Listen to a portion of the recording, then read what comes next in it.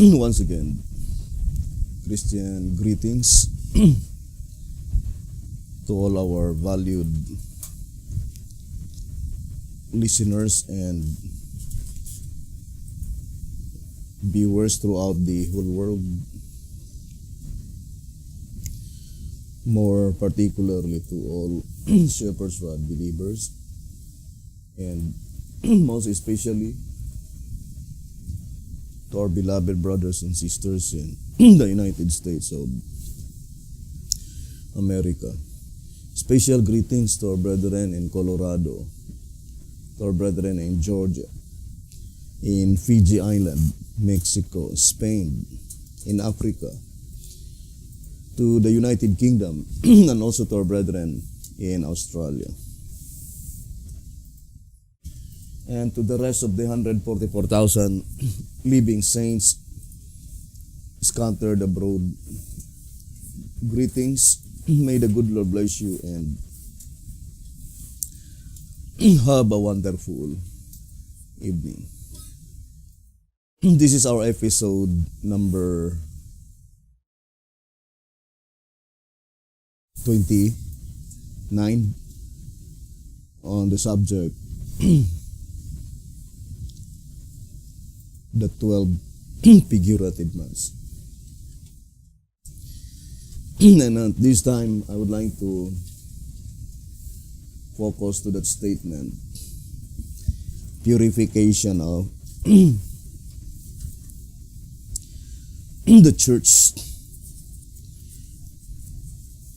Reading again, answerer number 4.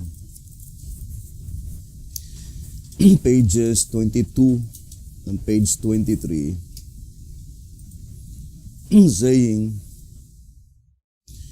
the first part of the verse, Isaiah 63, pointing to Isaiah 63 verse 3. The first part of the verse applies to the first advent of Christ, and the last part to the time of the purification of the church.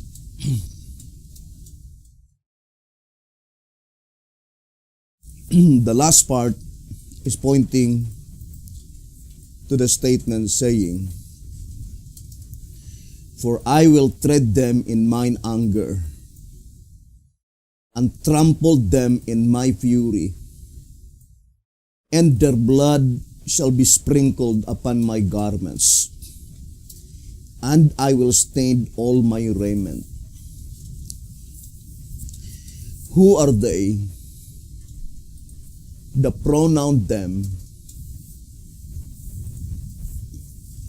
in this prophetic verse, by which such prophetic verse, according to the Shepherd's Rod, applied to the time of the purification of the church. Then it says in page 23, that whoever continues to hold his people in bondage and in ignorance of his truth, will he tread in his anger and trample them in his fury and sprinkle their blood upon his garments, thereby staining all his raiment, and thus setting his people free. So the pronoun them in Isaiah 63 verse 3 is pointed directly to all of them who hold God's people in bondage. That if they will not stop such evil deed, if they will still continue to hold God's people in bondage and in ignorance of His truth, that is pointing to the present truth, God will tread them in His anger and trample them in His fury and sprinkle their blood upon His garments and thereby staining all His raiment and thus setting His people free.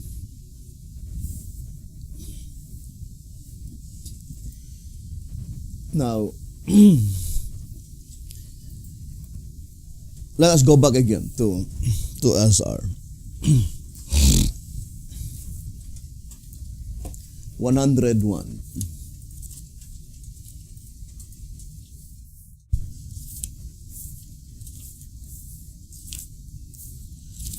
It says, separating the tares from the wheat.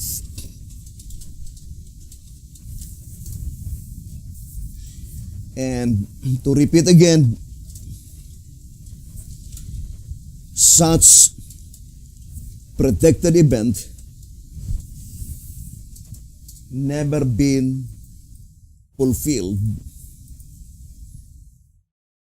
in the days of Beti-Hotep.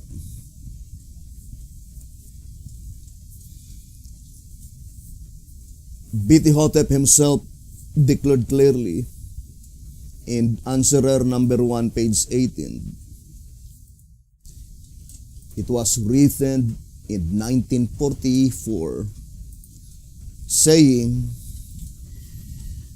though the bad along with the good are still coming,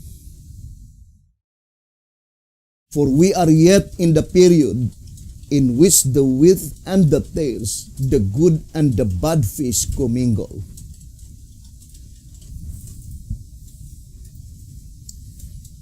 What period of time by which the wheat and the tares must be separated?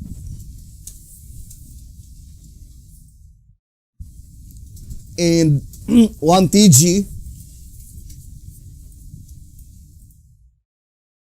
number 48 on page 20, it says, saint and sinner during the judgment for the living will no longer be commingled.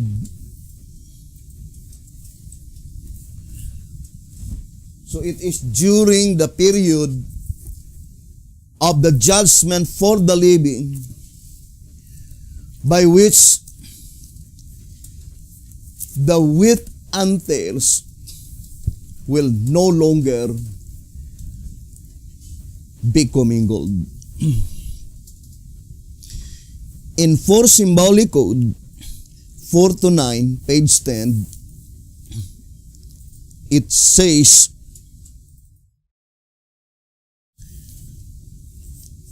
I would like to read a statement.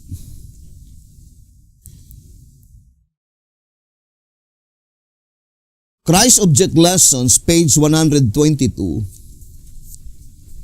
does not say that the completion of the gospel work is the close of provision,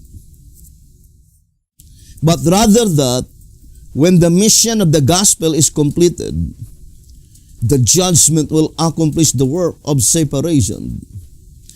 That is, as the gospel during the judgment of the living completes its work with its individual, each case is decided in the judgment, and each is then separated one from another.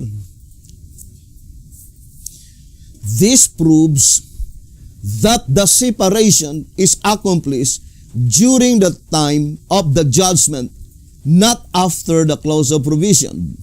Therefore, during the judgment of the living, the wheat and the tares must be separated. And the prophet himself plainly told us in tract number 3, page 43, saying, as the cleansings called for in the parables and in Malachi's prophecy have never taken place, the investigative judgment of the living is obviously then yet future.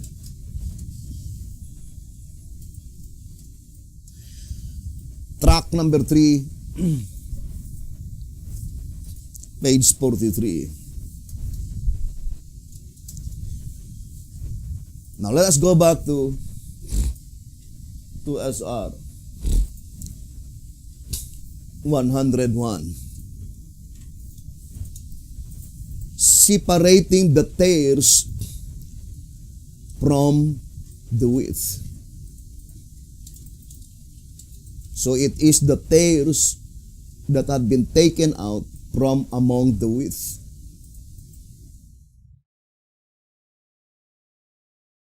Now let us read to SR 101. Peter saw a time when God will judge the church. For the time is come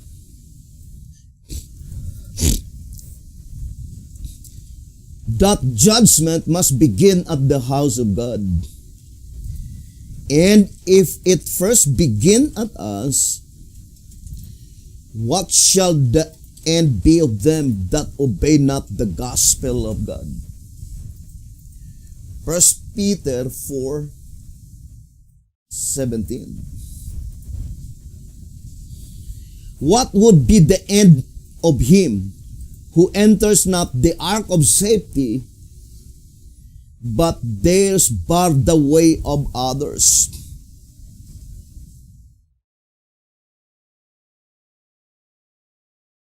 The ark of safety mentioned here is pointing to the sanctuary. Because this work of purification takes place before probation closes. So, the ark of safety, which is called also the place of refuge, it is the sanctuary. Here in 13 Symbolic Code 3 and 4, page 9. 13 Symbolic Code number 3 and 4, page 9. A sanctuary is a place of refuge. So the only place of refuge is the sanctuary. And that is the admonition given by Jesus Christ when Jesus Christ shall begin the atonement for the living. Now let us read again to SR 164. But when our high priest shall begin the atonement for the living, there must be a message of present truth, sounding of the trumpet, urging everyone to lay hold on the Lamb of God, Jesus Christ, by which only can he in figure come to the sanctuary, confess his sin, and secure his life.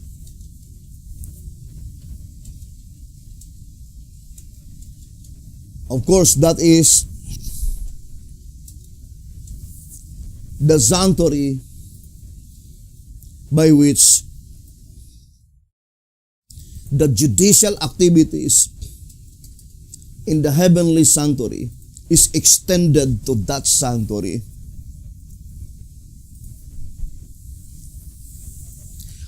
I would like to read tract number 3, page 47 and page 48. It says, inescapably, therefore,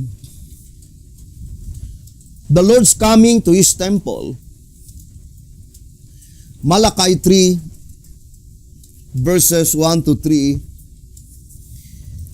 He's coming with all His angels, Matthew 25, and He's coming enthroned above the living creatures, Ezekiel chapter 1. All three representing the same event, as has been shown, take place at the beginning of the judgment of the living, the time in which the judicial activities of the heavenly sanctuary extend to the earthly sanctuary, the church.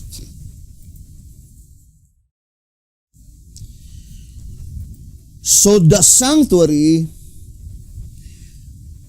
by which God admonishes us to connect ourselves, to come to that sanctuary, represents the church by which the judicial activities in the heavenly sanctuary is extended to that church. That statement can easily be understood that that sanctuary is the church by which God bestowed unto them the complete understanding concerning the entire judicial proceedings in the heavenly sanctuary. That's what it means by the judicial activities in the heavenly sanctuary is extended to that earthly sanctuary, the church. The full information was given to that church. And that is the ark of safety by which the Word of God is greatly emphasizing here in 2SR page 101. It says, what would be the end of him who enters not the ark of safety, which is the sanctuary, but dares bar the way of others? Not only he refused to enter into that sanctuary, but at the same time, he is hindering others who wish to come in. Now, I would like to read this statement in the Spirit of Prophecy in volume 5.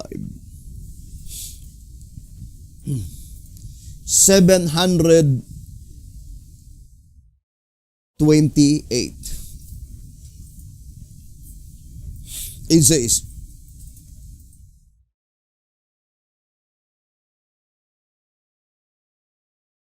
if there are any who do not see and accept the light themselves, Volume 5, 728. If there are any who do not see and accept the light themselves, let them not stand in the way of others. Let it not be said of these highly favored people, as of the Jews, when the good news of the kingdom was preached to them, ye entered not in yourselves, and them that were entering in ye hindered. Volume 5, page 728. Now, let's read again the statement. Here in 2SR page 101. It says,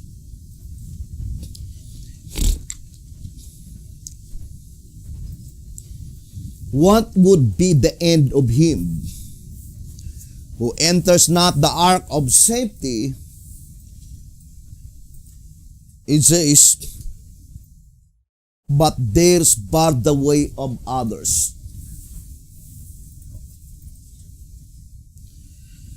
As the prophet saw the day of vengeance upon the sinner in Zion.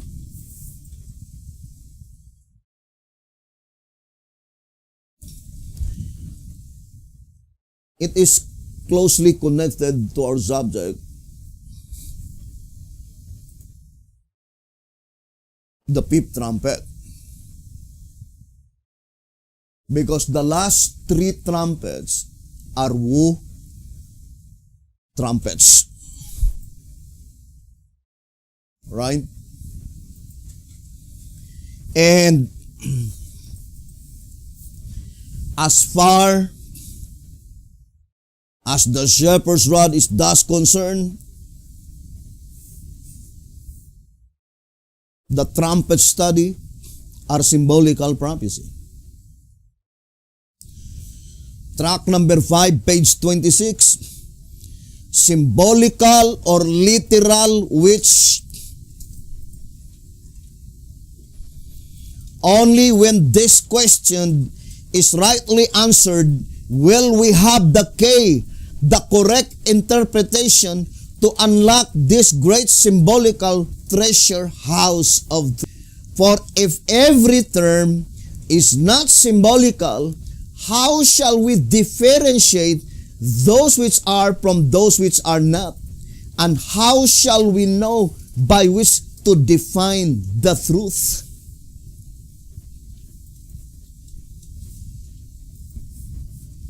Plainly telling that when studying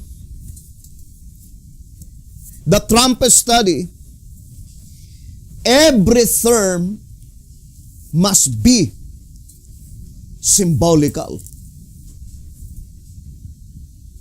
Now here in Revelation 8 verse 13, it says, and I beheld and heard an angel flying through the midst of heaven, saying with a loud voice, woe, woe, woe, to the inhabitants of the earth, by reason of the other voices of the trumpet of the three angels which are yet to sound.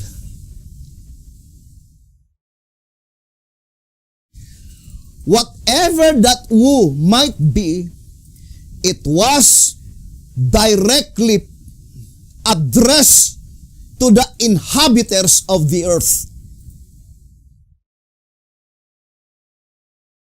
And since we are studying symbolical prophecy, that earth must be symbolical.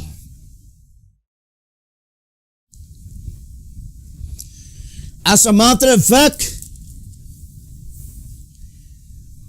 in Revelation chapter 7, verse 3, brothers and sisters, beginning from verse 2, and I saw another angel ascending from the east, having the seal of the living God, and he cried with a loud voice to the four angels to whom it was given to hurt the earth and the sea, saying, hurt not the earth, neither the sea, nor the trees, till we have sealed the servants of our God in their foreheads.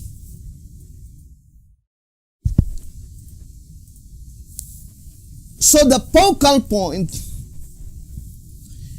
of such hurting of the angels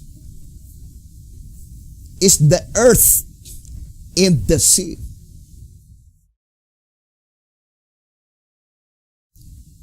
But the very first mention is the earth. What inhabitants of the earth? The trees.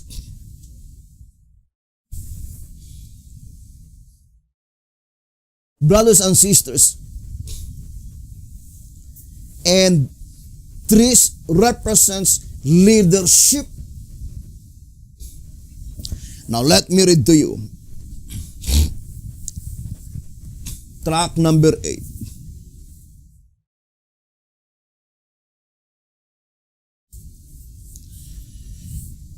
On page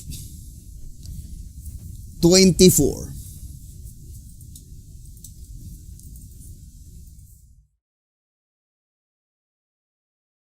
It says here, although the marking and the slaughter of Ezekiel 9 include only the church, Judah and Israel, the hurting by the winds and the hurting by the angels, Revelation 7, include all the world, both the earth and the sea, each of which is indicative of a different locality. The sea in the realm of nature, the storehouse of the waters, is therefore in the realm of symbols, birthplace of the nations, the old country. The earth, the opposite of the sea, is correspondingly a domain away from the old country. It is located to John in the symbol of the thorn beast coming up not out of the sea but out of the earth. Revelation 13:11. The only place where trees naturally grow. Brothers and sisters, there are only two localities mentioned in Revelation 7, verse 3 and verse 4. The earth and the sea. But concerning the inhabitants of the earth and the sea, the message is directed to the trees. By which, according to this reading, in track number 8, page 24, the only place by which trees naturally grow is on the earth. Plainly indicating that if there are trees on the sea, it is minority or very seldom.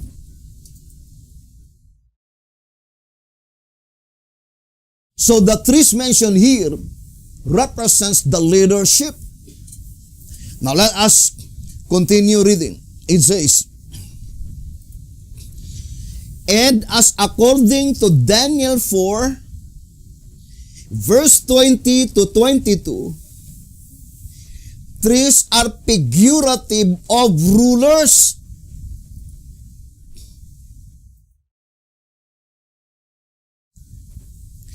And then it says, therefore, the trees in this instance represent the ancient men before the house, Ezekiel 9 verse 6, a fact which reveals that in this period, the church headquarters are in the two-horned beast dominion, the new world, the earth.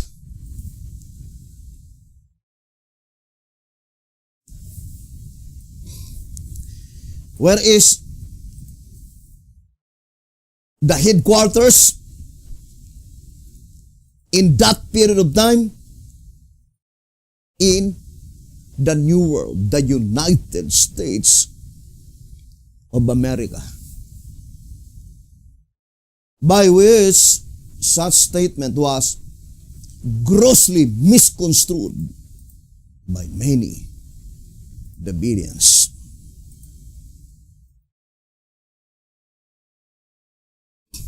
Now let's go back again into SR page 100 and 101.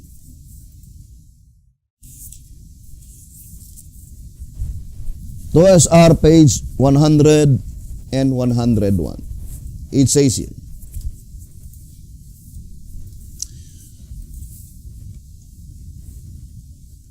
just such ignorance of God's word in the days of Noah brought the world to its destruction by water.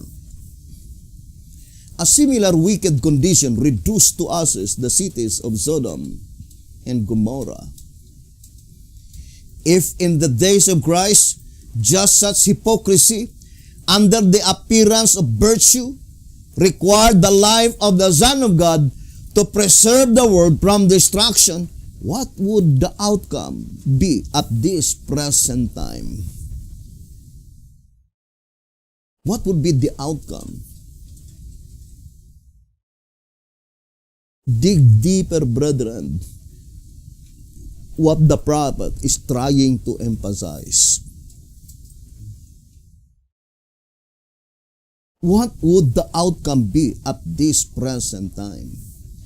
God cannot destroy the world, for He has a multitude to save. And that is pointing to the great multitude which no man could number.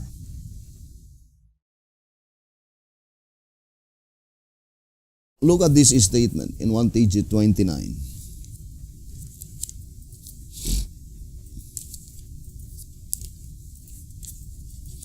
One TG 29, page 9. It says, God in His wisdom, I would like to read the upper part. It says, Achan's too must be put away before Israel can triumph and take the land.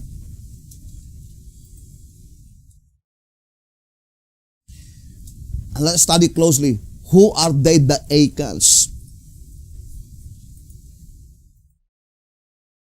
That is already in the second section of the Exodus. Under the leadership of Joshua. Achan's too must be put away before Israel can triumph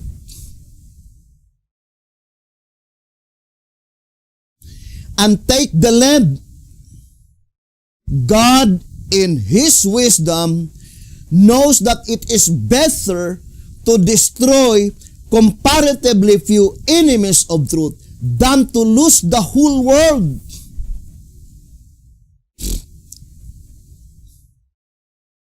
Then it says, all the stumbling blocks must be removed. Who are the stumbling blocks mentioned here? Achan's. Achan's must be put away.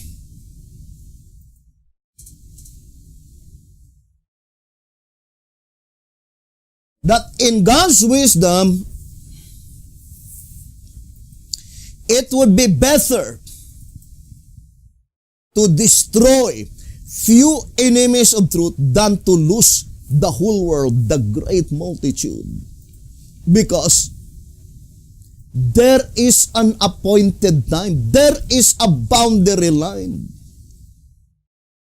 that it cannot be passed.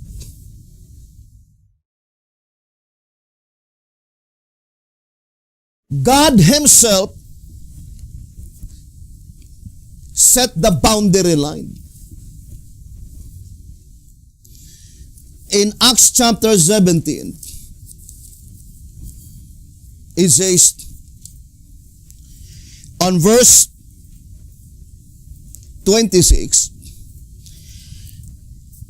and hath made of one blood all nations of men, for to dwell on all the face of the earth, and hath determined the times before appointed, and the bounds of their habitation.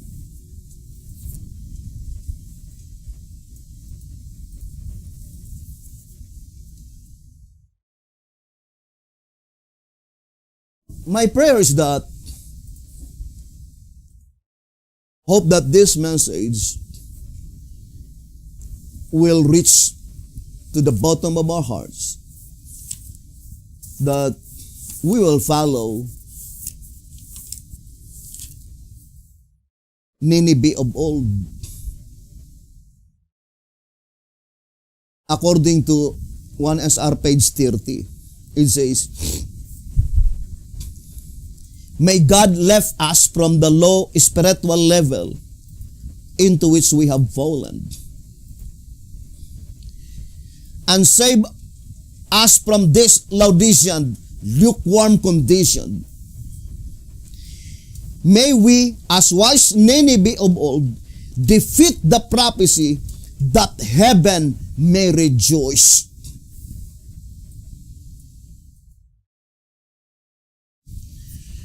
Now, I would like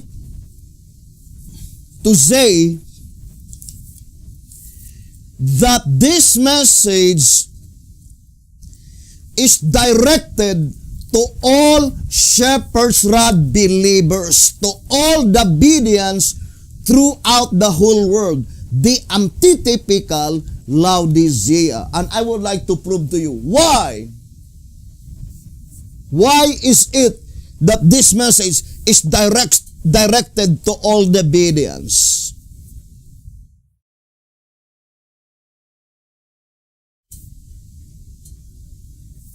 Now ponder deeply, brothers and sisters. Who are they?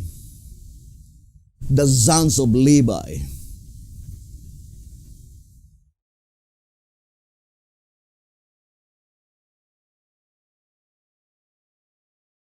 Brothers and sisters, the mere fact that in the Bible, in Revelation chapter 7, from verse 5 up to verse 8, in the enumeration, the tribe of Levi is on enumeration number 8. Now let us count one by one. First, Revelation 7 verse 5, Judah. Reuben. Third, Gad. Fourth, Asher. 5, Nephthalim.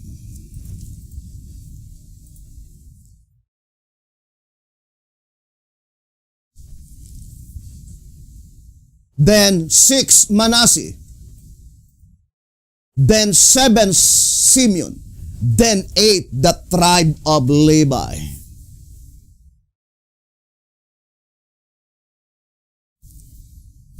Why? Because it represents the 8th church.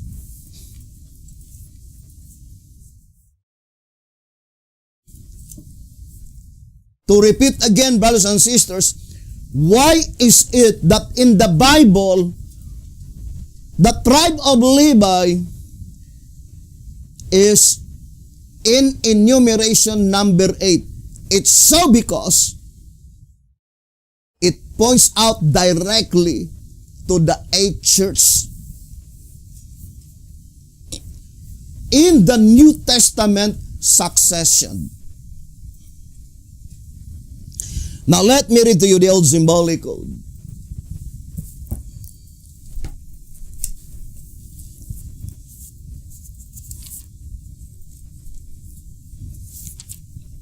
It says here, 1 symbolic code, number 4, page 6. 1 symbolic code, number 4, page 6. It says, it follows, I think fourth paragraph. It follows that this work of purification, which the Lord is to perform at His coming, must be accomplished in provisionary time and long before the gospel work is finished. For He cannot finish it with the impure sons of Levi ministry. This particular coming of the Lord is also predicted in volume 5, page 80 and page 690.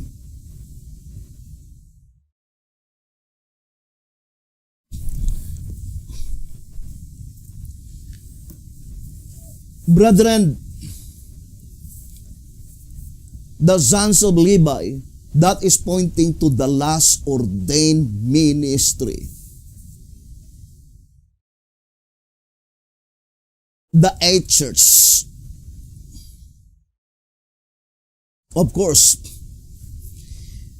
the ministry must exist first before the laity, because the laity was produced by the ministry.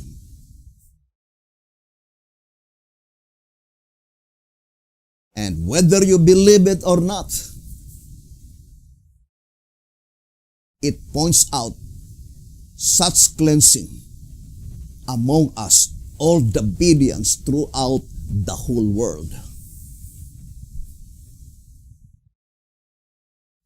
Who are they, the stumbling blocks? Achan. There is no Achan in the first section of the Exodus under the leadership of Moses. Achan is found in the second section of the Exodus.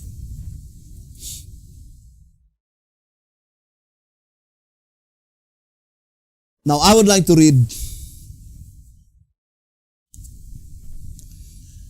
track number 4.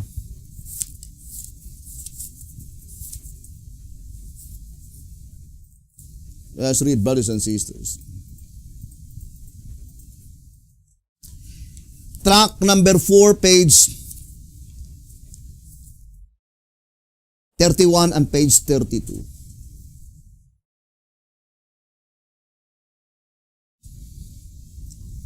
The antitypical valley of Achor.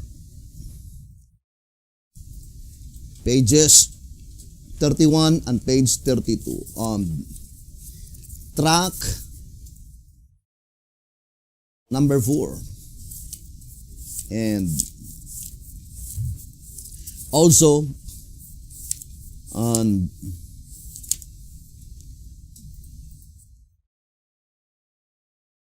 track number 4, page 54. Or also page 56. Now let us read. Antitypical valley of Achor.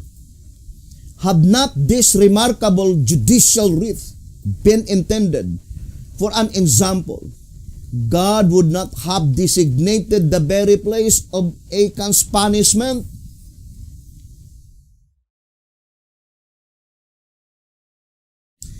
His execution then in the valley of Achor points forward to the time of an antitypical execution within the Christian church. Hence, this antitypical valley of Achor, her door of hope, can but point to the destruction of the sinners, pairs in her midst, her illegitimate children. Davidian applied it to the Seventh-day Adventist Church. But look at the picture. 1 SR 124. The picture tells the whole story. Symbols do not lie. 1 SR 124. The true object is pictured out with unmistakable evidence by the types. 1 SR page 226. Now, if you believe that the second section is led by the rod, brothers and sisters, then it must be applied to the Davidian.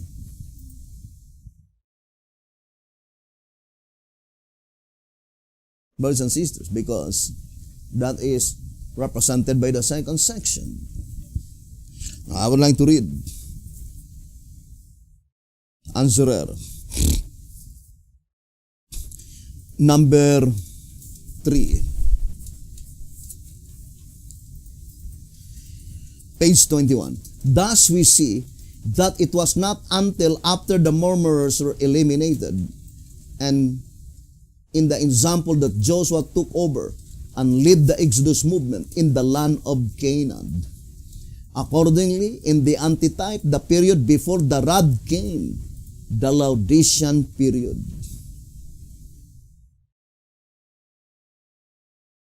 So the first section in the antitype is the period before the rod came. When does the rod came? 1930. Then it must point out among the media today. Brethren, we should not close our eyes. The Shepherd's Rod made it so plain. In tract number 6, let me read to you. On page 11, showing that he recognizes only one denomination.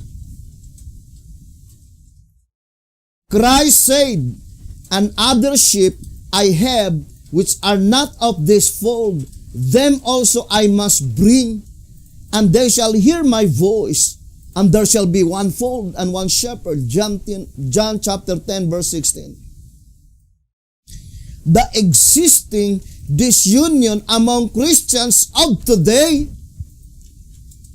among the Davidian of today, is not therefore fulfilling God's but Satan's predetermined purpose. Our situation today is not fulfilling God's will, God's purpose, but Satan predetermined purpose.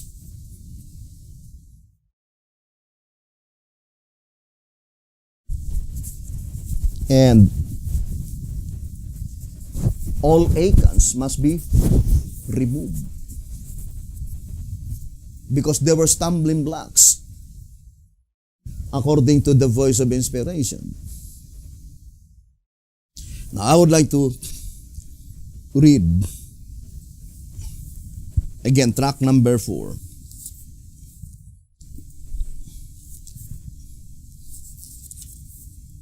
By which the shepherd's rod is very plain. It says here in page 43. Tract number 4, page 43. Covet silver and gold. Acons taking the Lord's money represents that class of church members who covet the silver and the gold which he has set apart for himself, and who thereby rob him of that which is his own, tithes and offerings.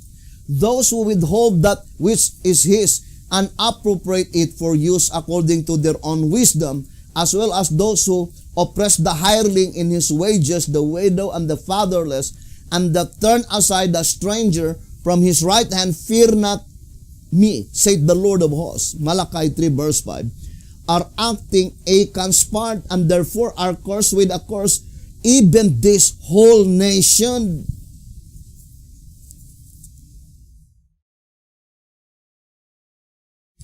Now, brothers and sisters, who rob God?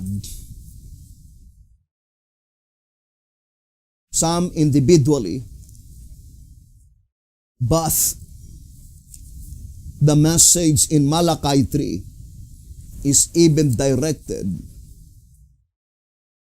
to a whole nation. What does it mean, brothers and sisters? By that message, that the one who robbed God is the whole nation. It's so because, in spite of the fact that the present truth meet in due season,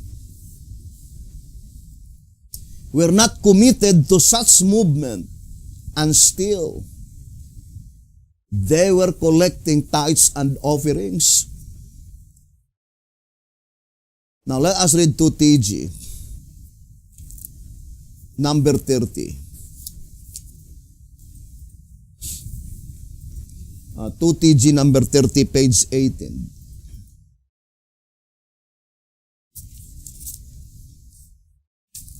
So, let us read a statement given by the shepherd's rod.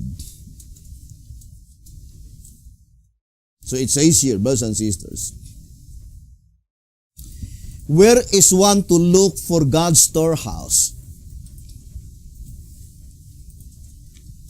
Wherever God's truth is for today, from wherever meat in due season is dispensed. It says wherever.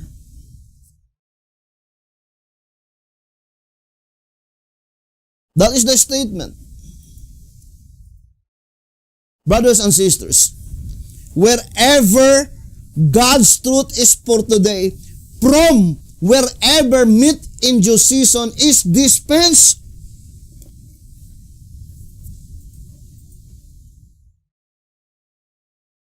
But these people are repeating the history of the Jewish people. They point to their headquarters. Brothers and sisters,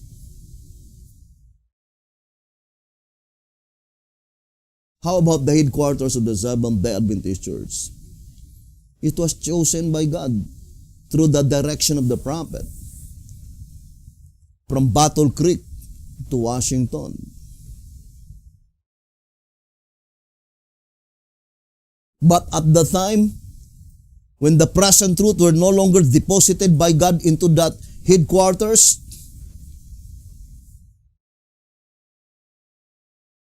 for what for then that headquarters?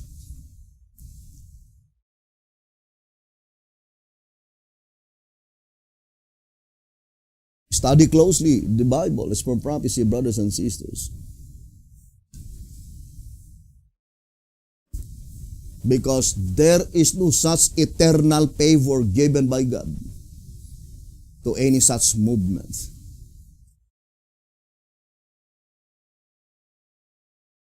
Look at the Jewish people. Even myself, if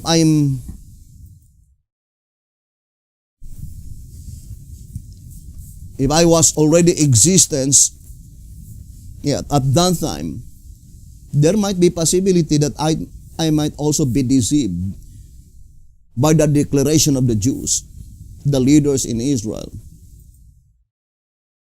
In Desire of Ages 106, it says, the Jews had misinterpreted God's promise of eternal favor to Israel.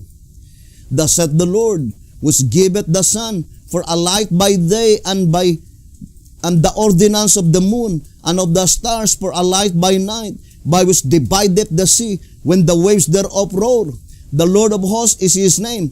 If those ordinances depart from before me, saith the Lord, then the seed of Israel also shall cease from being a nation before me forever. Thus saith the Lord, if heaven above can be measured, and the foundation of the earth searched out beneath, I will also cast off all the seed of Israel for all that they have done, saith the Lord. You see, brothers and sisters, that is their foundation. Jeremiah 31, verse 35 to verse 37, that in a glance, it seems that verses showing that whatever may happen, you need to believe the leadership in Israel.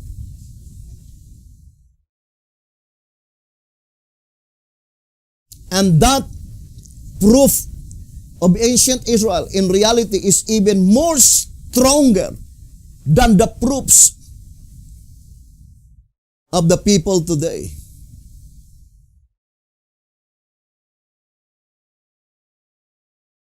What they're after is the organization, not the present truth.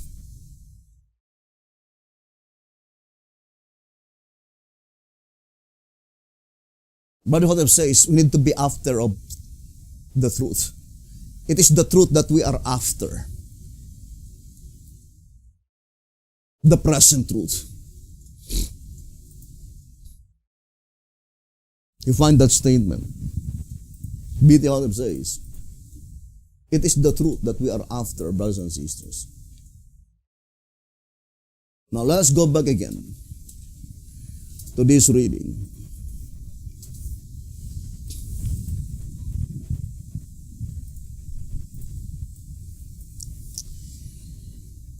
To TG 30, page 18.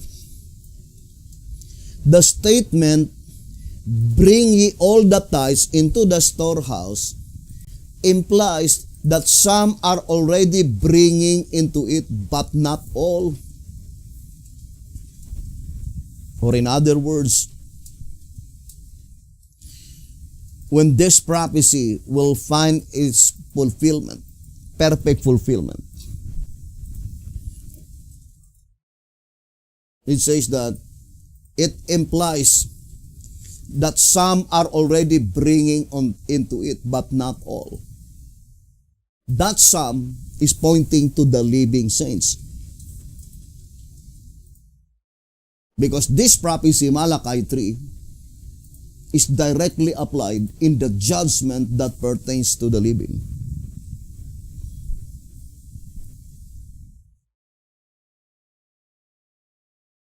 And it says, this along with the charge that the whole nation is robbing God,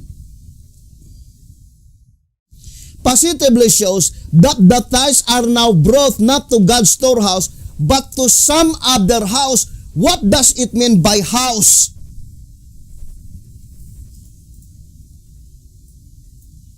Movement.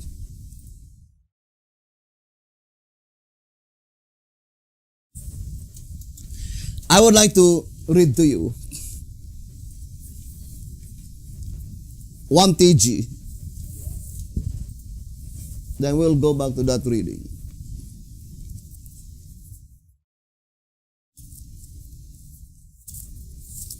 Here in 1 TG, number 9, page 5, it says, he shall save the tenths. That is Zechariah 12, verse 7. Let us read first. Zechariah 12, 7. The Lord also shall save the tents of Judah first, that the glory of the house of David and the glory of the inhabitants of Jerusalem do not magnify themselves against Judah.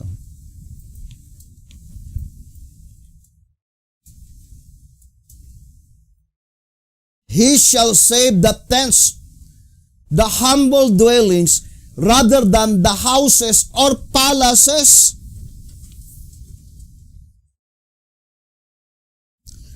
Of Judah first, that is, the Lord is to save first the common people, the laity, so that the ministry may not exalt themselves above the laity, that all may learn to give glory to God, not to any man.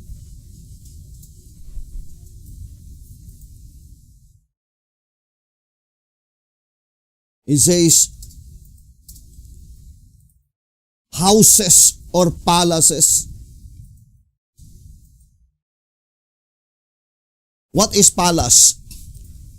Zion. Zion is the palace grounds.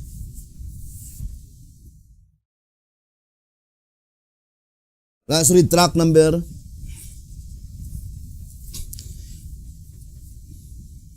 8. Page 5. It says, Mount Zion, the king earthly palace grounds. Track number 8, page 5. And according to White House Recruiter, page 53, it says here, and it shall come to pass that he that is left in Zion at headquarters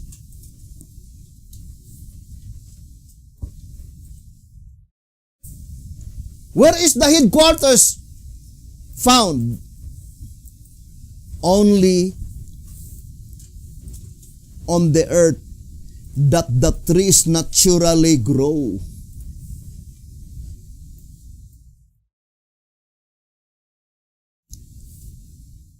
That is very plain. Track number 8, page 24.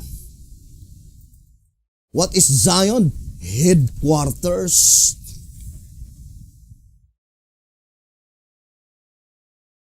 The Bedouin are so proud and boastful,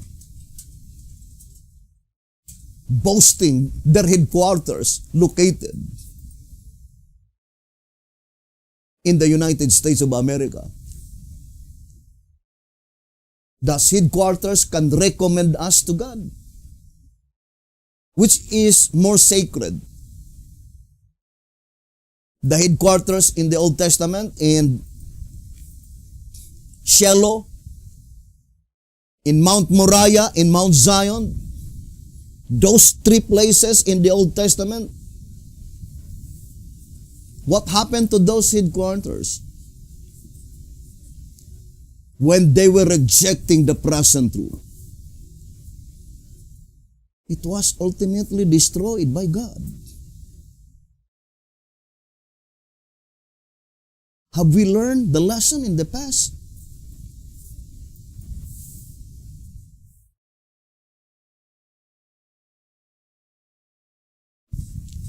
B.T. Hotep says,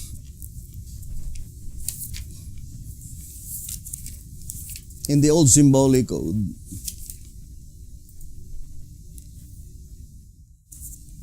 I would like to read this.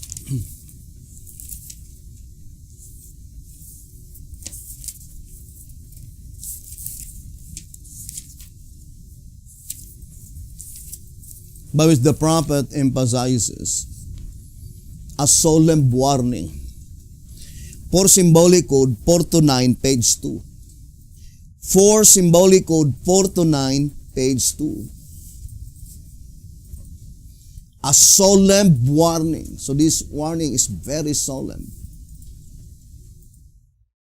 It says, at the very time when the acclamation is made, the temple of the Lord are these, temptations come in, and darkness gathers about the soul, earthliness, selfishness, and self-glorification, there is a necessity for the Lord Himself to communicate His own ideas to the soul. What a thought!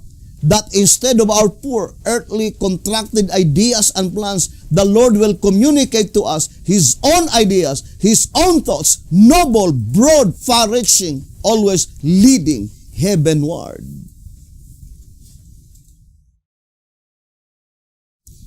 What does it mean by saying, at the very time when the acclamation is made, the temple of the Lord are this? That is figurative speech, meaning, at the moment that we are boasting, saying, this is the headquarters, I will not listen to you, because the only headquarters must be found in the United States of America.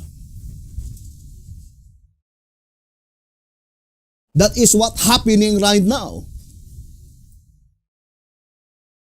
While in reality, those headquarters devoid of the Spirit of truth.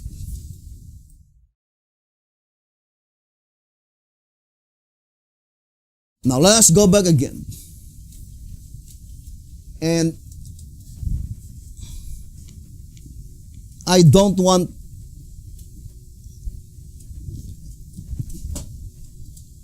brothers and sisters that the history of the past will be repeated, that there will be no other remedy except destruction. We should not wait such destruction.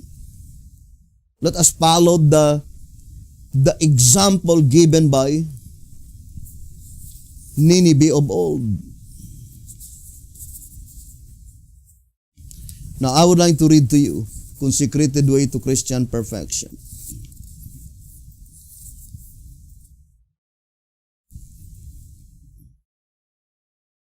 Pages 71 and page 72. It says, page 71. What were specifically the lying words in which these people trusted? Here they are. Trust ye not in lying words, saying, the temple of the Lord, the temple of the Lord, the temple of the Lord are this. Jeremiah 7 verse 4. Would you think that is lying words if they will point out the temple that was built in Mount Moriah, that is the temple of the Lord? Of course, in the days of Solomon, God recognizes that temple. But why is it that in the days of Jeremiah, Jeremiah emphasizes, do not believe such lying words? Because Prophet Jeremiah are telling the ancient Israel that unless they will repent, that temple will be destroyed by Babylon. But they don't accept the message of Jeremiah. And the rulers in Israel, they were pointing to the temple. The Lord will protect His temple. And they were saying that you, Jeremiah, you are telling a lie. God will protect His temple. The same argument used by the Seventh-day Adventist Church, the same argument used by the Davidian.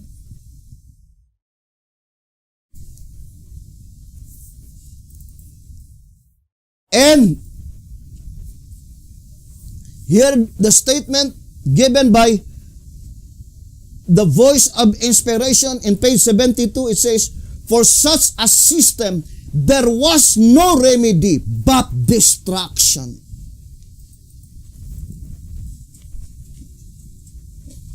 And it reminds me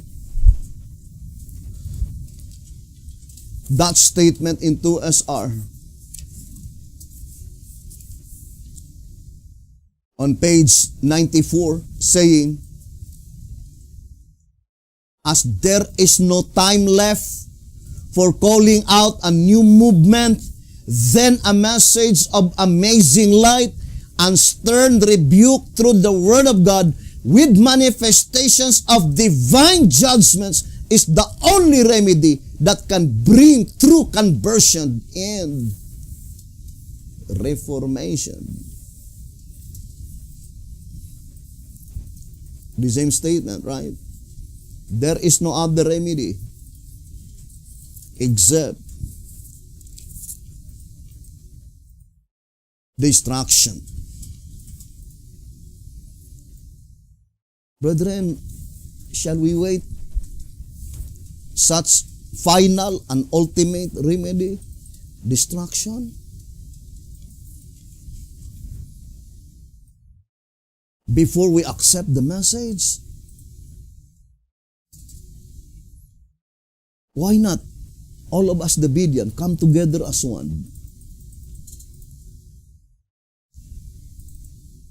And let us study the sanctuary doctrine, the plan of redemption.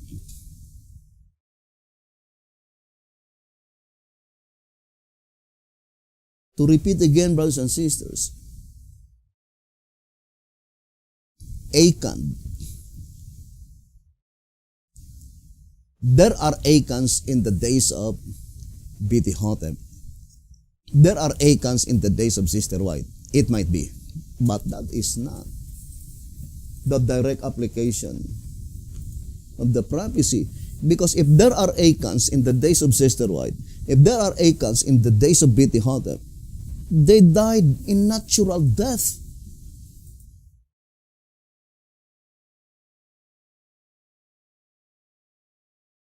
But historically, the Achan in the days of Joshua, they did not die in natural death. They died with the divine judgments. The place by which they had been destroyed is called the Valley of Achor. And in Hosea 2, verse 15, it is called the only door of hope.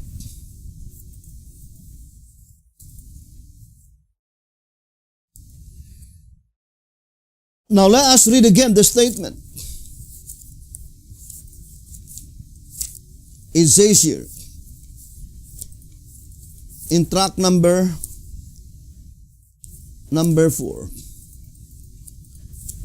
and ponder deeply. It says here, page 32. Unmistakably, the type shows that during this purification,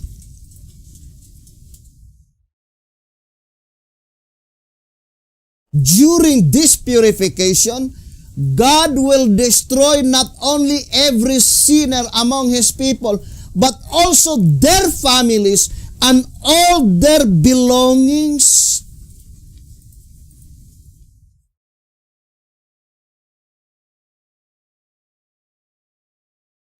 Track number 4, page 32. It says, the type also shows that God will undertake this cleansed work among His professed people just before He entrusts them with this very last message to the world, the message of the great and dreadful day of the Lord. The power of this dreadful day is to lighten the earth with His glory and enable His people to repossess the antitypical promised land, the earth. So when the worthless material is consumed, the church, clad in complete armor of light and righteousness, enters upon her final conflict, and the influence of the truth testifies to the world to its of His sanctifying, ennobling character. Testimonies to Ministers, pages 17 and page 18.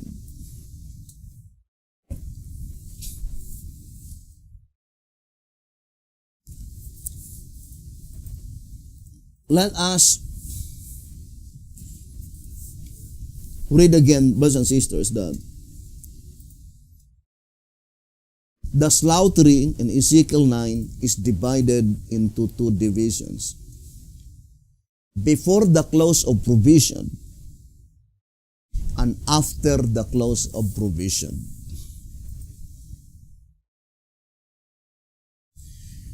The close of provision mentioned there, brothers and sisters, is the close of provision that pertains to the Sabbath keepers. Because Ezekiel 9 cannot be applied to the world.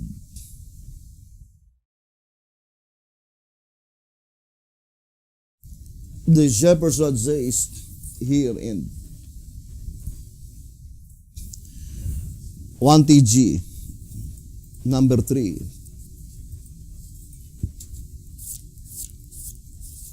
page 12, it says, the angels have charge of the city, Jerusalem, not of the world, and not of Babylon. Even an altogether uninformed Christian knows that the terms Jerusalem, Judah, and Israel mean the church, never even as much as imply the world. They have always meant the church and always will mean the church, for that is what they are. 1 TG number 3, page 12. Now, who will be slaughtered in Ezekiel 9? Only the church, or only Judah and Israel, not the world. Who are they? The church that will be slaughtered, brothers and sisters, before the close of provision. Ponder deeply, brethren.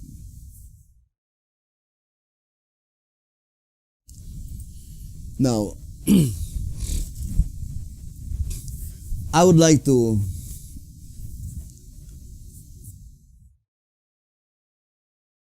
focus again to our main subject concerning the purification of the church.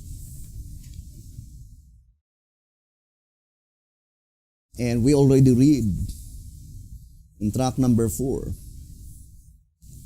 that all Achan will be destroyed in the purification of the church.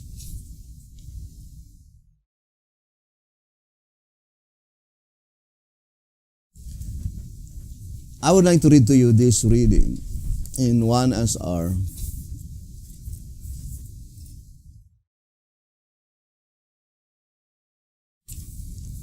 170. It says, the coming of the Lord with fire, 1 SR 170. The coming of the Lord with fire to render his anger with fury is not the coming of Christ in the clouds to receive his people. It is before the close of provision and in the time of the purification of the church.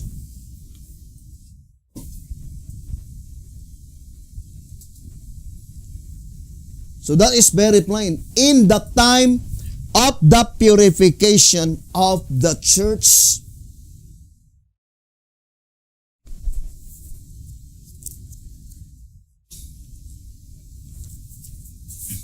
Now,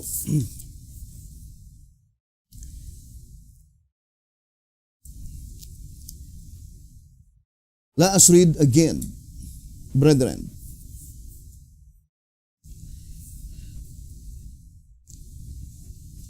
I would like to read 1 TG,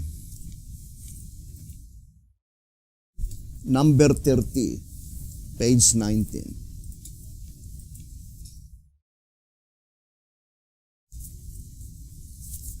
One TG number 30, page 19. It says here, Isaiah 4 Verse 3, and it shall come to pass that he that is left in Zion and he that remaineth in Jerusalem shall be called holy, even everyone that is written among the living in Jerusalem.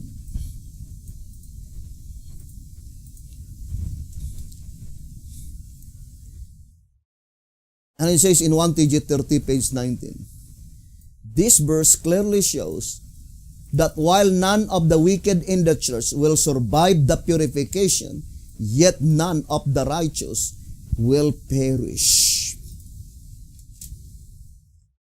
Indeed, all that are left will be called holy and will enjoy even greater security than did his ancient people at the time they left Egypt.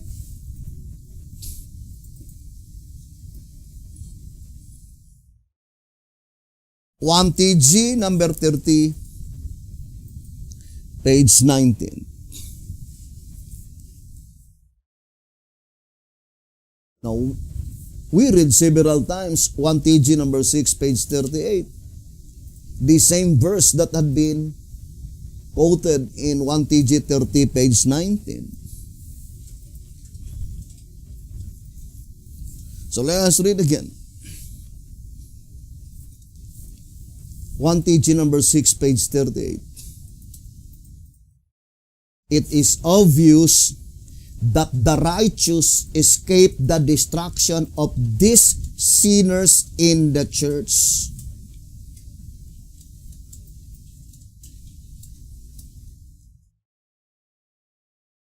What is the very first one mentioned?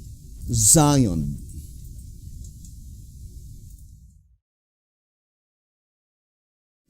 Why is it that the voice of inspiration says, left in Zion? And in Jerusalem, the term used is remaineth. Then it says, only the holy ones, those whose names are left written in the book.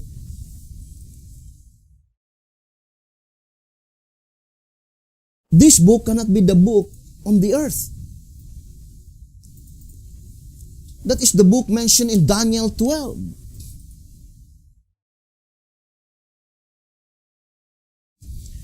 Only the holy ones, those whose names are left written in the book, escape the destruction that falls upon the wicked in the church.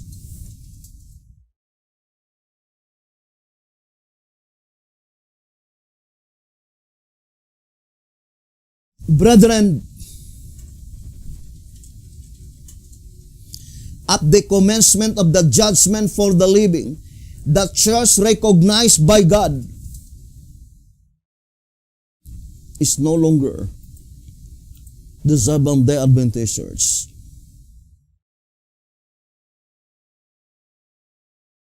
The church mentioned here,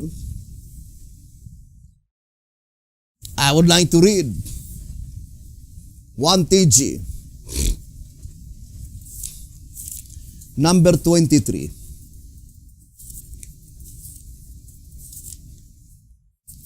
Number 22 first.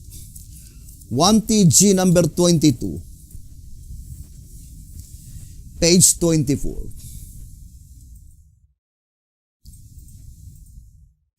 When this judgment-bound nation begins to gather together, then it is, if never before, that the meek of the earth need to seek meekness.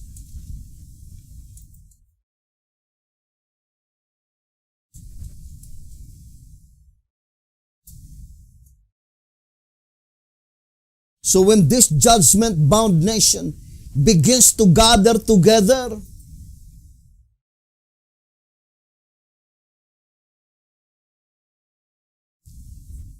why is it that they were gathering together?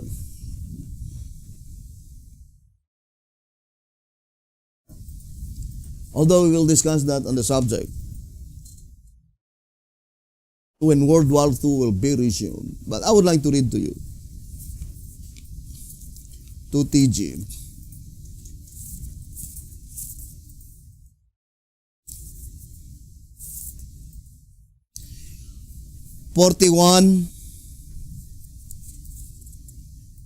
Page 17. 2TG 41:17. The world sees communism as a hydra-headed monster behind a bush. And the nations are already, so to speak, smiting their knees one against the other while they look at it.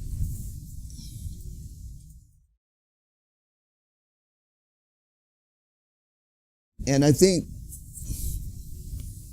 one that threatens the whole world today concerning communism, it is China. And for sure, it is found in prophecy.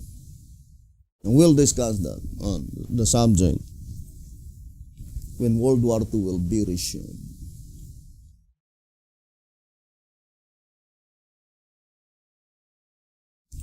Now here, brothers and sisters, 1TG 22:24. The meek of the earth are those who have brought the Lord's judgments, who have proclaimed the message of the great and dreadful day of the Lord. They are His people, His church. Whose church mentioned here? Who proclaimed the great and dreadful day of the Lord?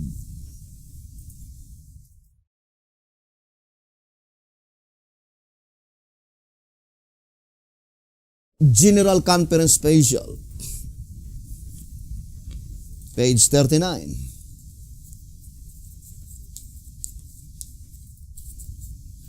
The judgment for the dead, furthermore, is not the message of the great and dreadful day.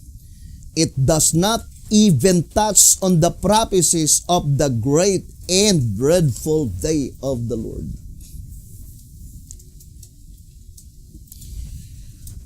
The only message that was bestowed by God to the Seventh-day Adventist Church is the judgment that pertains to the dead.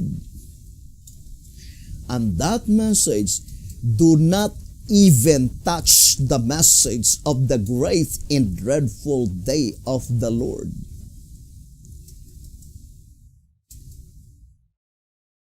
Logically then, they could not be that church that proclaimed the message of the great and dreadful day of the Lord. The only people under the sun that proclaim the message of the great and dreadful day of the Lord, they are the Davidians, the shepherd's rod believers.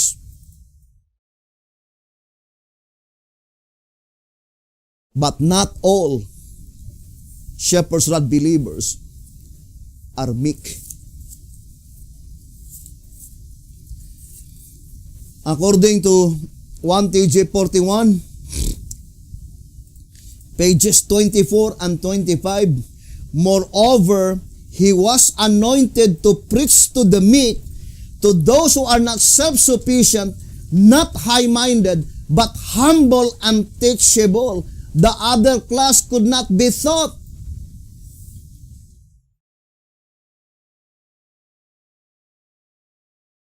The other class are self-sufficient, high-minded.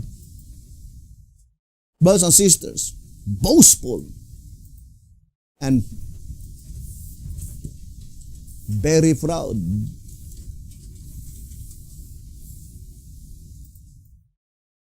So this message is directed only to the shepherd's rod believers, the meek, humble, and teachable.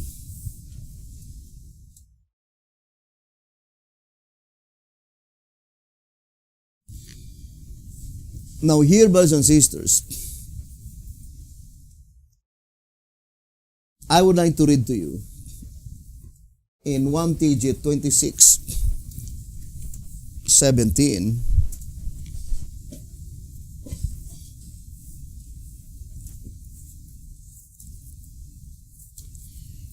One TG 26:17. It says, quoting Micah chapter 5, verse 9, thy hand shall be lifted up upon thine adversaries, and all thine enemies shall be cut off.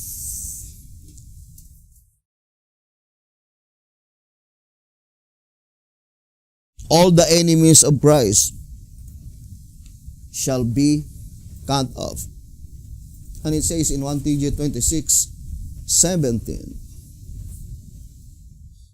according to Christ's parables, the time his adversaries, his enemies of progressive truth are cut off is at the commencement of the purification of the church at the harvest time.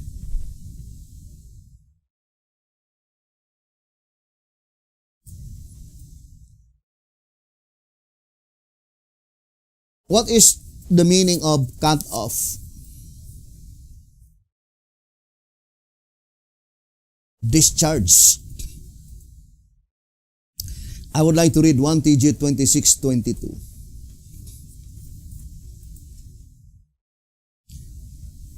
While the Lord with a message of warnings and reproofs makes a siege against his people, the adversaries gather together in groups, troops, to oppose.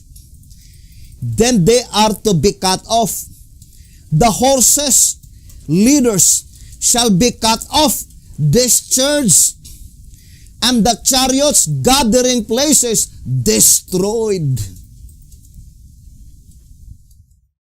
God's people are to be thoroughly purged of sin and sinners, and only the penitent are to be left.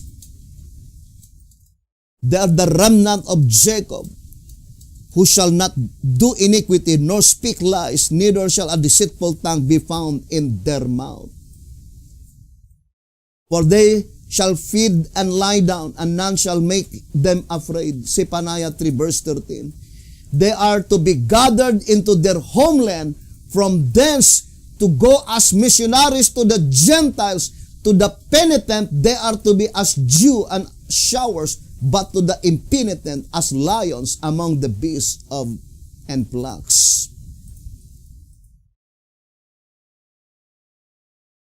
So what does it mean by cut off? Discharged. When? At the commencement of the purification of the church.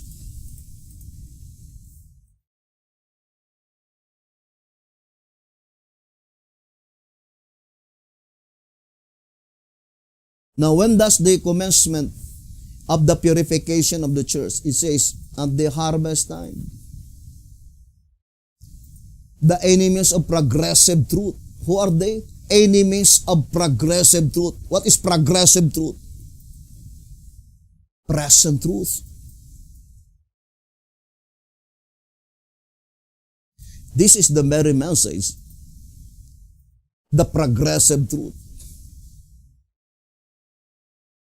Rising higher and higher every day. And the enemies of that progressive truth, they will be cut off. When? At the commencement of the purification of the church.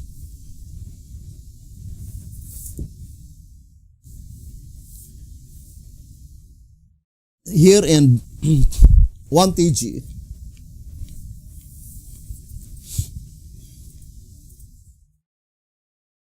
number 17.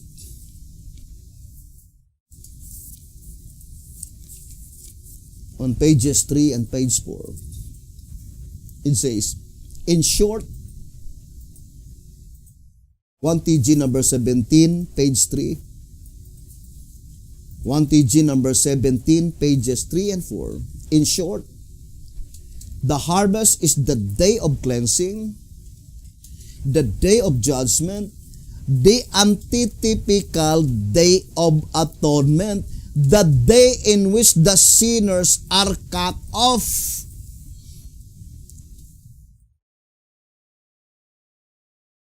When does the sinners are cut off? In that antitypical day of atonement.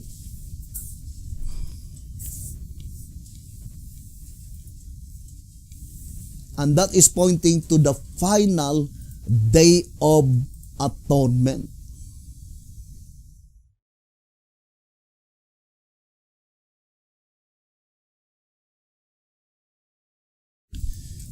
I would like to read 1 SR 177.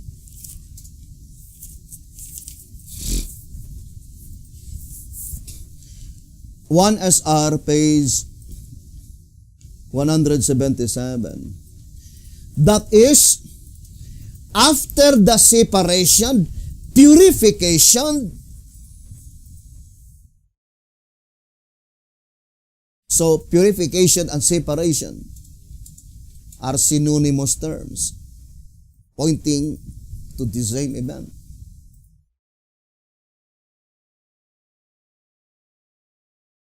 What does it mean by the word remnant?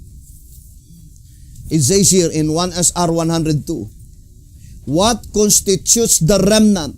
The definition of remnant is that which is left after the separation. The same statement here in 1 SR 177, that is, after the separation, purification, those who are left, the 144,000 being the remnant, the affliction is the time of purification.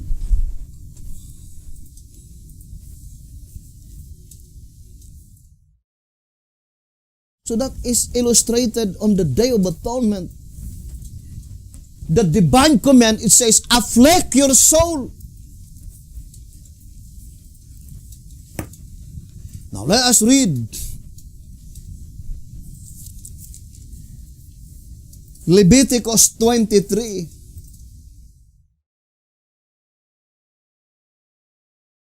It says, Leviticus 23 verse 29. For whatsoever soul it be that shall not be afflicted in that same day, he shall be cut off from among his people.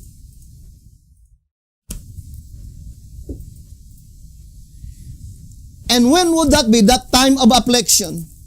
That is the time of the purification of the church. The affliction is the time of purification. 1 SR 177.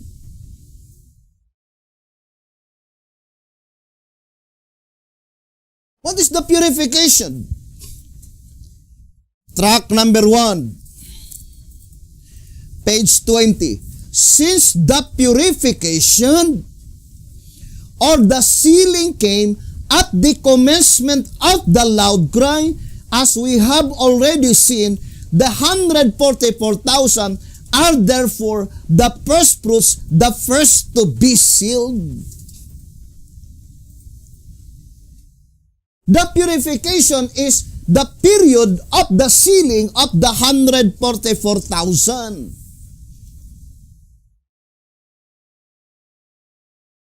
But that is the first phase of the sealing. The beginning of the harvest. We explained several times in answerer number 2, page 36, harvest is a period of time having a beginning and ending.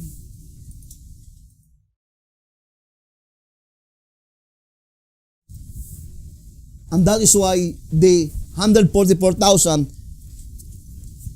they have a double seal.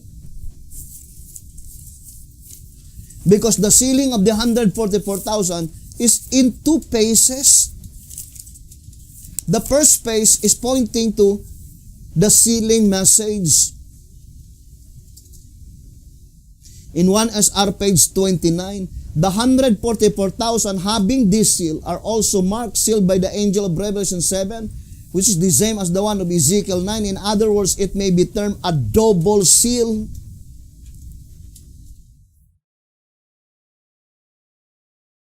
The first seal is concerning the sealing message, which is the present truth. Because according to 1SR page 28, it says, according to these scriptures, we must conclude that the saints of God in all ages are sealed with present truth, and whatever that present truth is, that is the seal, and that is where our righteousness is measured, whether our names to be retained in the Lamb's Book of Life, or whether our names to be blotted out. That's what it means by the sealing message. At the time when the present truth is proclaimed, it says in 2SR 164, but when our high priest shall begin the atonement for the living, there must be a message of present truth, urging everyone to lay hold on the Lamb of God, which is Jesus Christ, come to the sanctuary to confess your sin and to secure your life. That is the sanctuary by which the present truth under the judgment that pertains to the living was bestowed by God, and our attitude towards present truth, 2SR 198, is what decides our eternal destiny. Whether our names will be retained in the Lamb's Book of Life or whether it will be blotted out.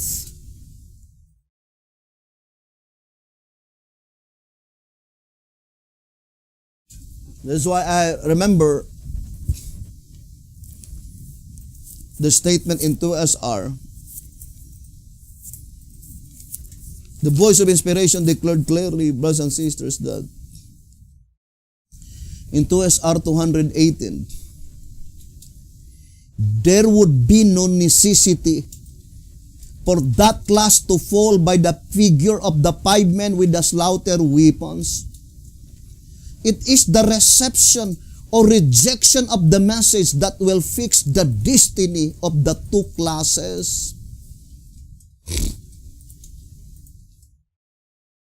2SR 218, there would be no necessity for that class to fall by the figure of the 5 men with the slaughter weapons.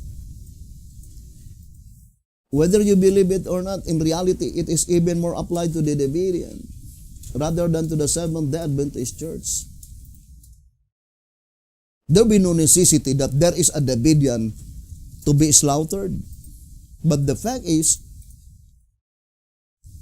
our reception or rejection of the message of present truth that will fix our own destiny. And at the moment that you have such attitude, Laodicean attitude, all of the Davidian is thinking that the present truth is in their midst, then how could you accept any message while you believe that all the message do you have already?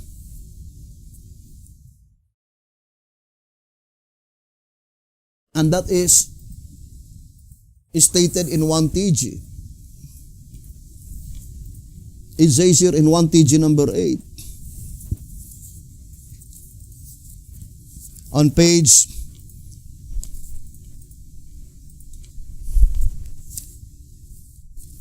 1TG number 8, brothers and sisters,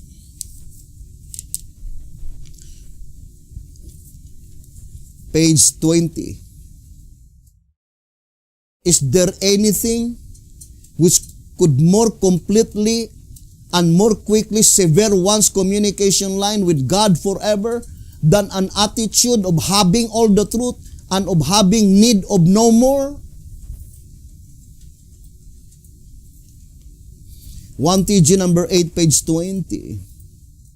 Is there anything which could more completely and more quickly sever one's communication line with God forever than an attitude of having all the truth and of having need of no more?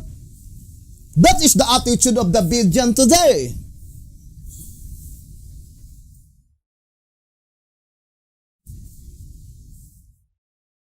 But I know there are meek among the Berean, humble and teachable.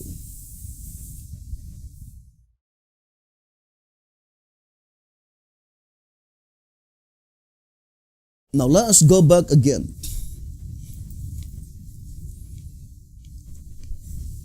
Brothers and sisters, to the statement in 2SR 100 and 101. It says, if God's ideal is to bless the world through the medium of His church on earth, and we already proven with absolute fact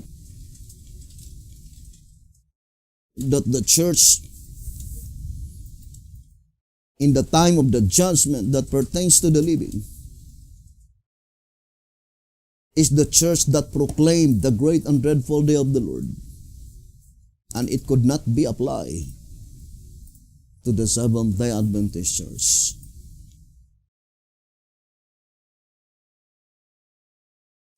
Now, brothers and sisters, it says, if God's ideal is to bless the world through the medium of His church on earth, and they to whom the gospel for the world is committed have left the sheep and are serving the devil in the persons of themselves, where is the hope of the world?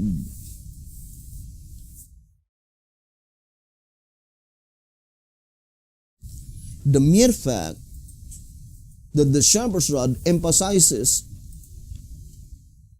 the place because it points out to the fulfillment of the prophecy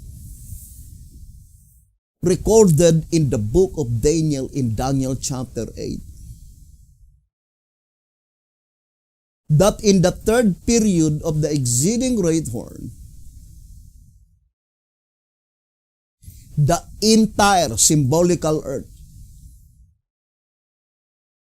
is under control by the devil.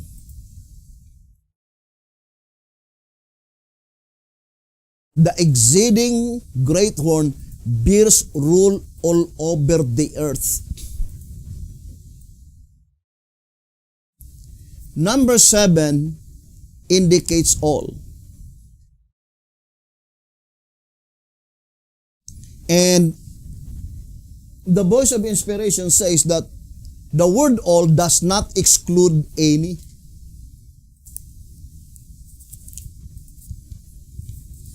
Here in 1SR 218, it says, the biblical number 7 is used as a symbol meaning all. Therefore, the symbol does not exclude any, but means all. So that's what it means by the word all. Does not exclude any.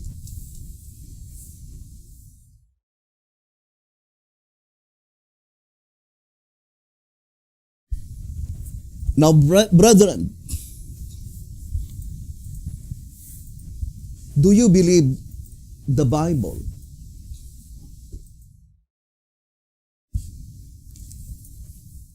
The shepherds had made it so plain that if Daniel made a mistake,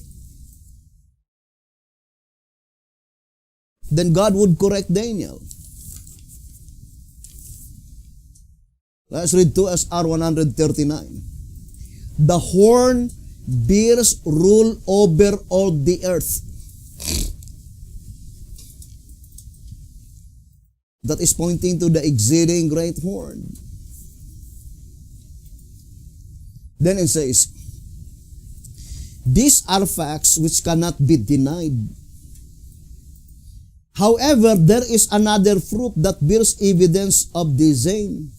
Say the prophet, and after thee, king of Babylon, shall arise another kingdom inferior to thee, and another third kingdom of brass, which shall be ruled over all the earth. Daniel 2 verse 39. The brass kingdom is accepted to represent Grecia, but the fact is that Grecia never did bear rule over all the earth. Now that statement, be rule all over the earth, who is the focal point? It is God's people.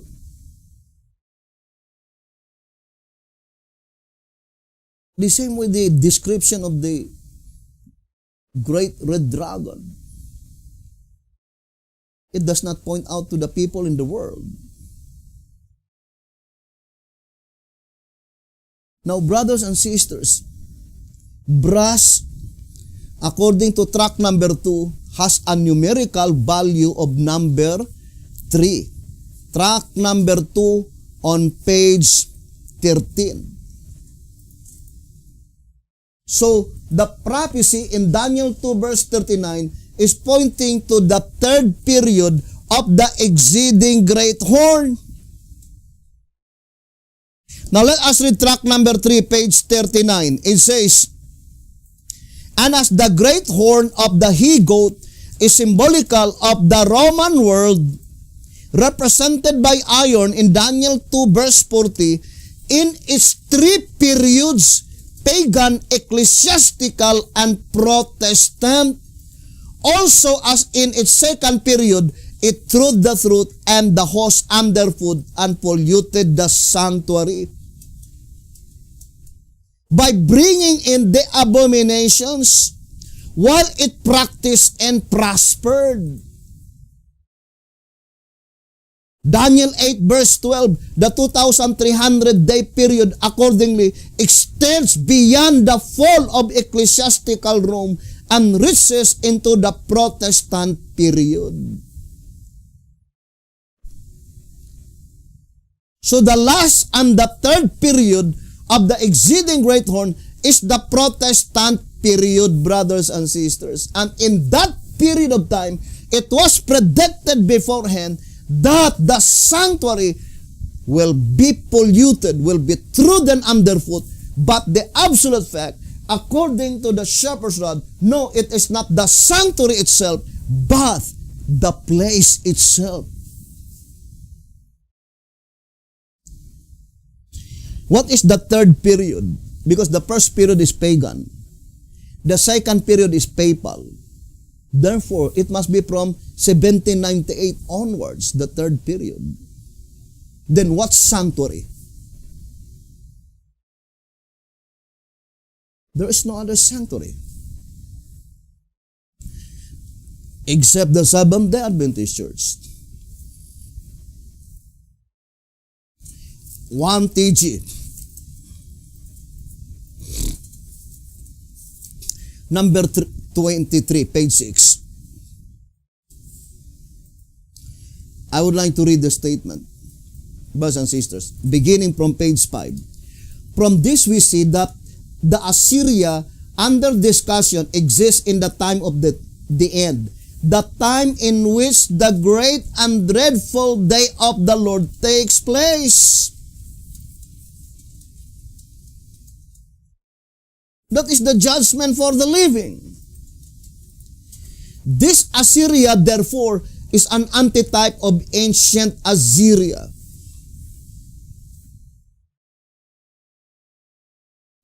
Assyria church inspiration is a rejoicing city that dwells carelessly, that says in her heart, I am and there is none beside me. Zephaniah 2:15. At this point, let us pause a moment and summarize the characteristics by which this modern Assyria is to be identified. As man looks at things, she is so great that there is none like her.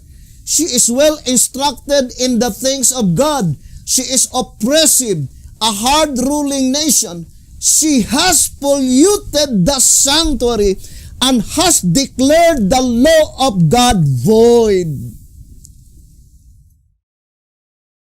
Then what nation is that polluted the sanctuary and declared the law of God void? The English-speaking people. According to the next paragraph, it says, there is but one people under the sun that answer to all these descriptions, and that people is, of course, the English-speaking people, in whose midst is the church, and from whose midst the gospel and the Bible flowed out to all nations. As clear as language can make it, the burden of the prophet Zephaniah is for the English-speaking Christian world. 1 TJ 23, page 6. That is the United States of America. Brothers and sisters, what they did,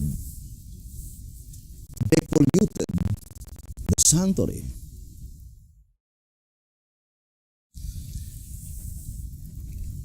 But the fact is that,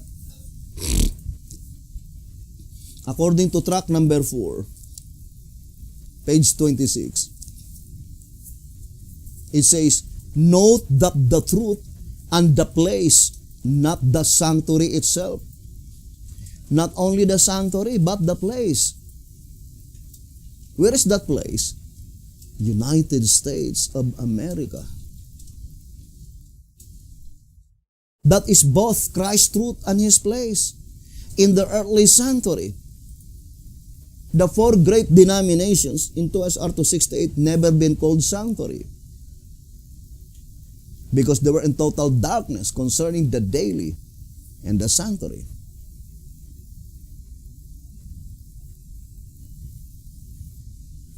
So what does it mean? Trodden underfoot, it says, so that the knowledge as to His mediatorial work became obscured. Brethren,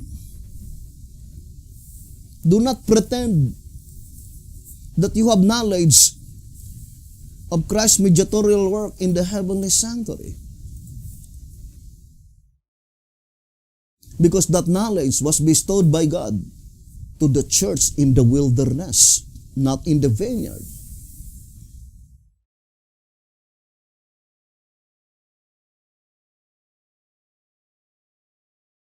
So this study, brothers and sisters,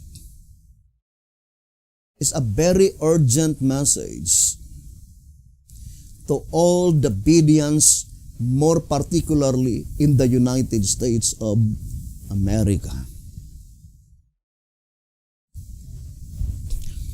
I would like to read to you this reading in track number 14.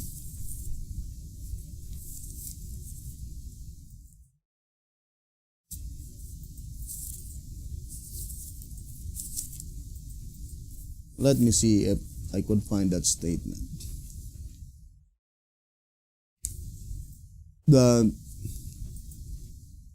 The messenger, according to the voice of inspiration, he go to the mountains rather than to the valleys. I would like to find that statement.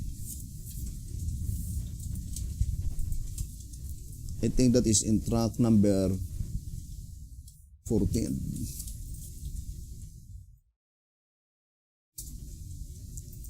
His message is directed openly to the mountains rather than to the valleys. Is it page 4? Oh, my page 4 was lost. Okay. So I would like to read to you pages 3 and page 4. God is slow to anger and great in power.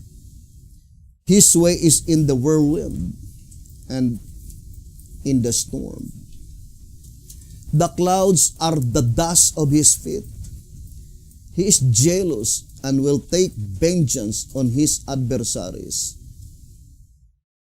He is also stronghold in the day of trouble, and knows them that trust in him.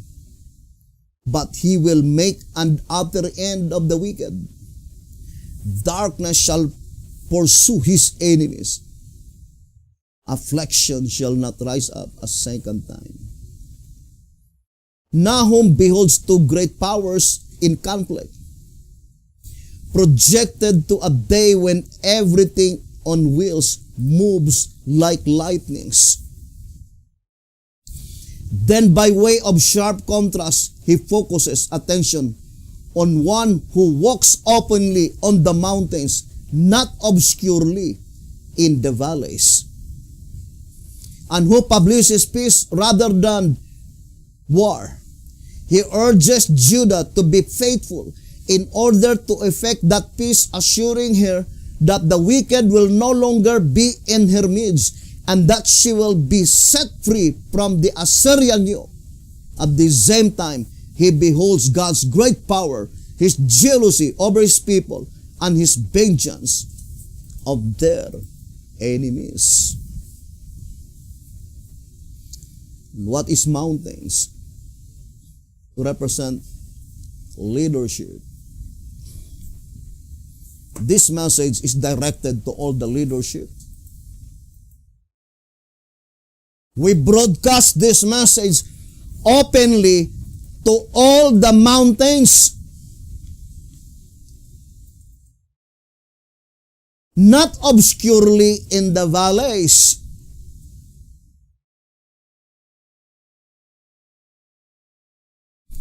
Because that is the most common. Many messengers, they will go to the members rather than to the leaders. But this message is directed to all leadership.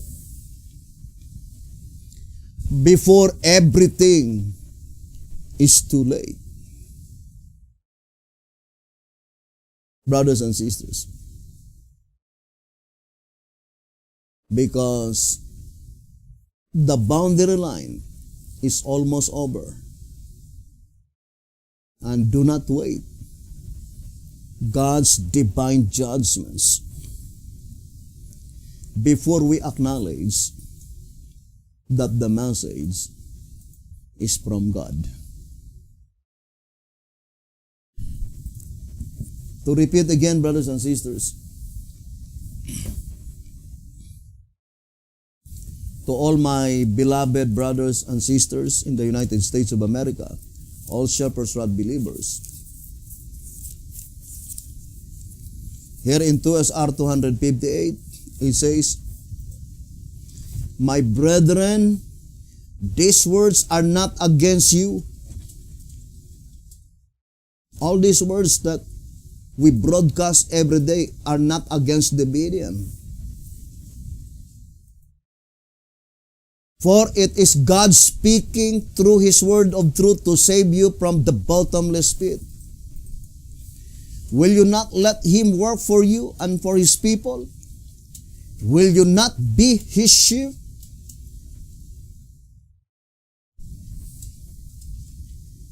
Hoping that all the Bereans will, all without any exemption,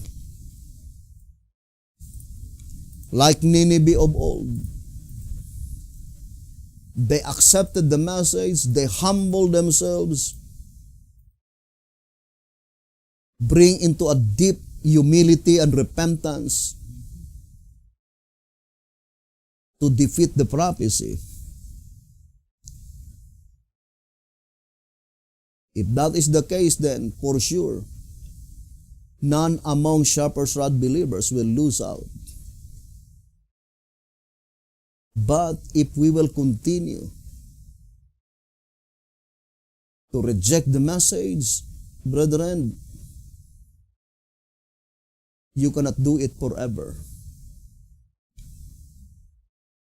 We are already in the solemn time. Brothers and sisters,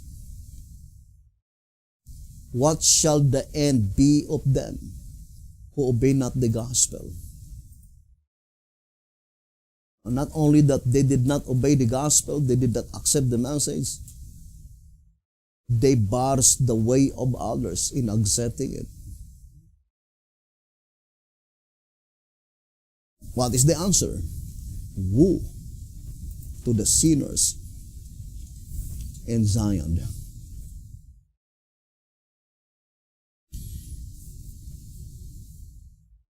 To repeat again, brothers and sisters, the focal point of the message in Revelation chapter 5,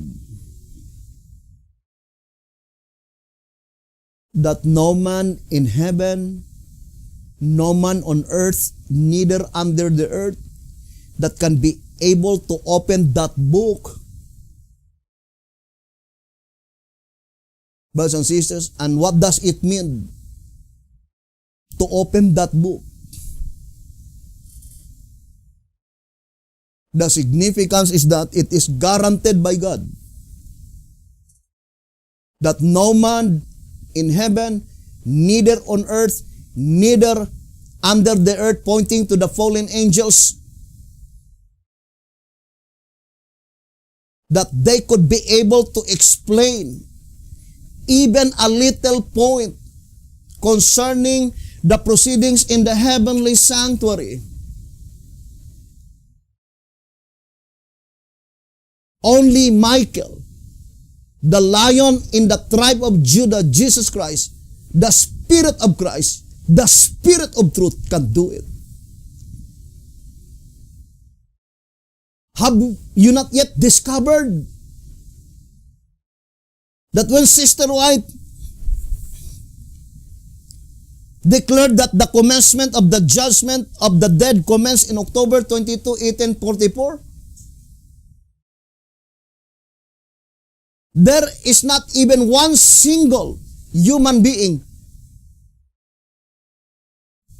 that had been able to explain what happened from 1844 onwards.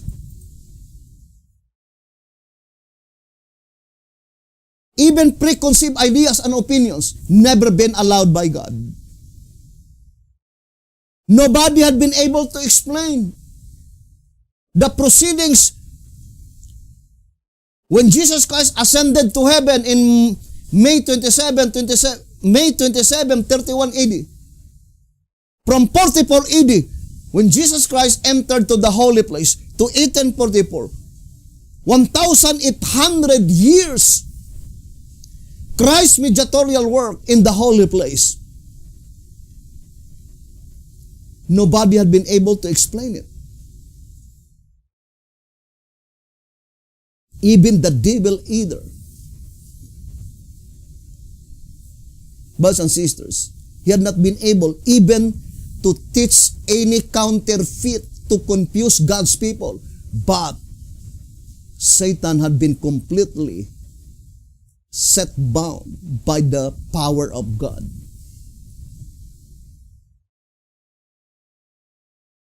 And that is why it says in 2 TJ 24:16 that at the time that it will be explained, all must humbly admit that God is at work.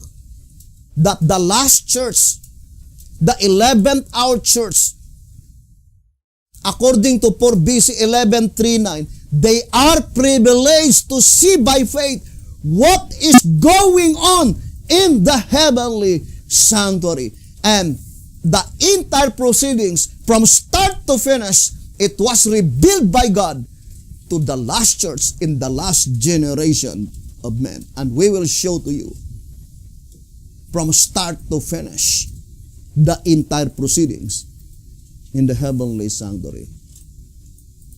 May the good Lord bless you, brothers and sisters. See you in our next episode. Thank you very much for listening and viewing this program. Have a beautiful and wonderful evening.